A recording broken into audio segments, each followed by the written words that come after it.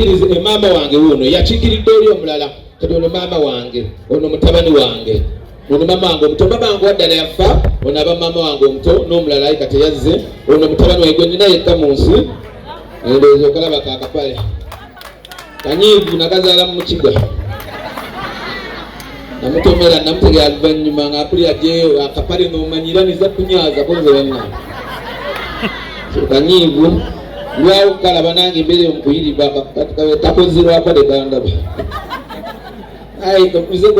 omuze gwange gwatwala nza isaakula na taata wange n'omwana takuze naye nnoonya mukazi wakwasa omwana wange asobola abeera ne maama wange fonna naye nga waddala yafa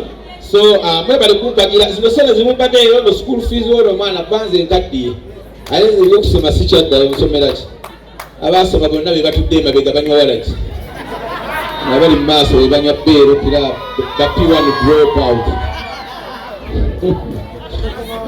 naye Jaden buuza ku bantu jeyi kambe muli mutya abafaani ba taata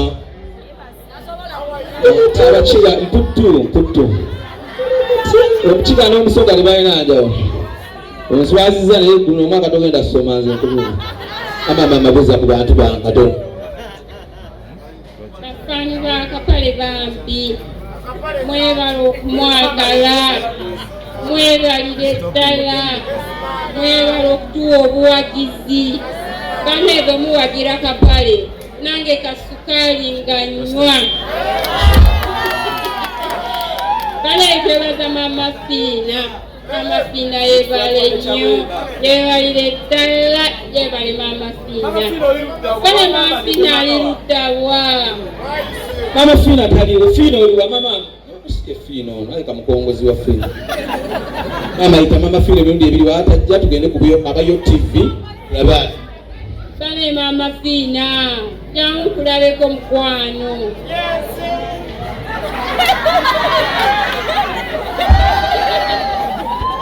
Lubale yazze genda.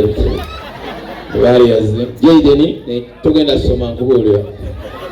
Gani obuza abakuwa school fees gwe sinike ebinyi.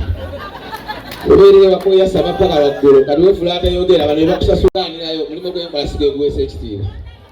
mulimu gwakwasamirira nenga nebaza mukama mulimu abataasamirira tebali bulungi nijasamirira siri bubi nnyo